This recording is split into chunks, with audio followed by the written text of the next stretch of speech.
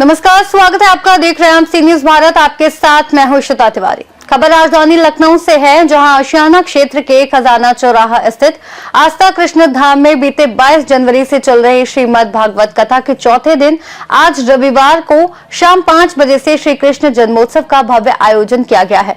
बता दें कि आस्था कृष्ण धाम के 10वें स्थापना दिवस को उत्सव के रूप में मनाया जा रहा है और प्रत्येक वर्ष की भांति इस वर्ष भी श्रीमद् भागवत कथा का आयोजन किया गया है। आइए देखते हैं हमारे संवाददाता उमेश विश्वकर्मा की एक खास रिपोर्ट।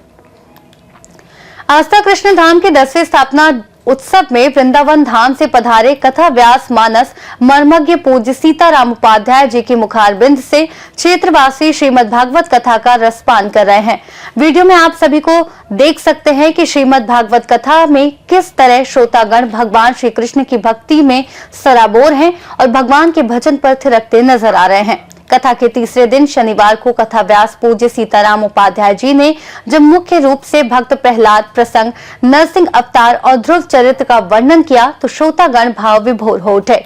कथा व्यास पूज्य श्री सीताराम व्यास ने कहा कि भक्त प्रहलाद प्रसंग, नरसिंह अवतार और ध्रुव चरित्र भगवान की भक्ति और सत्य के मार्ग को दर्शाता है।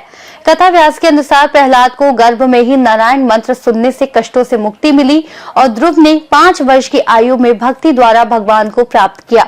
इस दौरान बीच बीच में भगवान के भजन को श्रवण कर श्रोतागण थिरकने को मजबूर हो गए। यहाँ तक कि मौके पर श्रीमद् भागवत कथा के आयोजक अध्यक्ष राजस्व परिषद उत्तर प्रदेश बार एसोसिएशन उत्तर प्रदेश एवं आस्था कृष्ण धाम के ट्रस्टी एडवोकेट संतोष त्रिपाठी भी बाल गोपाल की भक्ति में ऐसे डूबे कि थिरकने लगे। इसी क्रम में भव्य महाआरती एवं दिव्य प्रसाद वितरण के साथ तीसरे दिन की कथा को विराम दिया गया।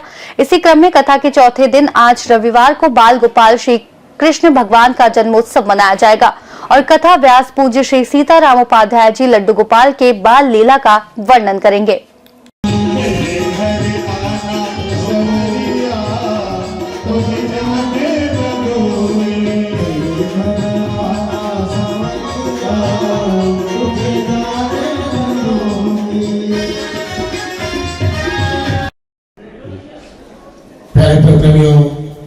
आस्था कृष्ण धाम में ठाकुर जी के वार्षिक उत्सव के उपलक्ष्य में श्रीमद् भागवत का दिव्य आयोजन माननीय संतोष त्रिपाठी जी, बहन साधना जी, उनकी पुत्री सृष्टि आस्था एवं समस्त आस्था परिवार के द्वारा गत वर्ष की भांति इस वर्ष भी आयोजित किया गया।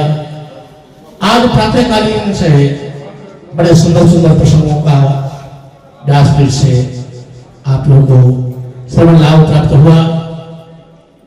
सर्वप्रथम भगवान शिव के विवाह का प्रसंग, ध्रुव जी महाराज की पावन कथा और ध्रुव जी महाराज की कथा श्रवण के बाद में हमको ये ज्ञात हुआ कि वास्तविक जीवन में ध्रुव का मायना क्या है। ध्रुव माने हैं अविनाशी, तो इनकी मां का नाम है सुमति और जिनकी मां का नाम सुमति है तो वहां तो ध्रुव पैदा होगा। तो ऐसी हमें आगे संतति पैदा करनी चाहिए, जैसे हमारे घर में भी ध्रुव जैसी संतान प्राप्त हो गए। ध्रुव जी महाराज ने तपस्या की और उसके बल के प्रभाव से सशरीर अपनी मां के सहित भगवत धाम के लिए गए और उनके लिए ध्रुव लोक की अलग से रचना हुई। तो ध्रुव जी महाराज सशरीर ध्रुव लोक के लिए गए। आगे और भी कई प्रसंग आए। भक्त प्रहलाद का चरित्र, जीवन में प्रसन्नता होगी तो कैसी भी कठिनाई आवेगी सामने, हम उसका डट के सामना करेंगे, क्योंकि जब तक हम कठिनाइयों का सामना नहीं करेंगे, क्योंकि संग्राम जिंदगी है, लड़ना हमें पड़ेगा, जो लड़ नहीं सकेंगे आगे नहीं बढ़ेंगे। तो यही हमें भरत जी के जड़ भरत की कथा से, प्रहलाद जी की कथा से सुनना हमें जो है शिक्षा लेनी चाहिए। प्रहलाद जी के जीवन में बहुत सारी विपत्तियां आई, लेकिन सबका सामना किया और भगवत प्राप्ति की। जय श्री राधे, जय श्री कृष्ण। और आज का प्रसंग यही तक है। कल यहाँ पर बड़ा ही सुंदर महोत्सव मनाया जाएगा। हमारे दिन में तंबाकू नंद महोत्सव कहे, नंद के आनंद भयो जय कन्हैया लाल की। कल यहाँ पर बड़ी धूमधाम से हम नंद महोत्सव मनाएंगे। हमारे यहाँ उसको रसगुल्ला की कथा करें। हाँ, कल से जो कथा होगी महाराज, रसगुल्ला को मोहने में डालो, सख्त से अंदर चलो जाए, कोई ज्यादा मेहनत नहीं करनी पड़ेगी। इसलिए सभी लोग सच सच करके अधिक से अधिक संख्या में पधारे। जय श्री राम, जय श्री कृष्ण। लखनऊ वासियों और भक्तों ने आस्था कृष्ण धाम के 10वें स्थापना उत्सव और श्री कृष्ण जन्मोत्सव को हर्षोल्लास और भक्ति के साथ मनाया, जहां कथा, भजन और प्रसाद ने हर किसी के मन को भक्ति भाव से भर दिया।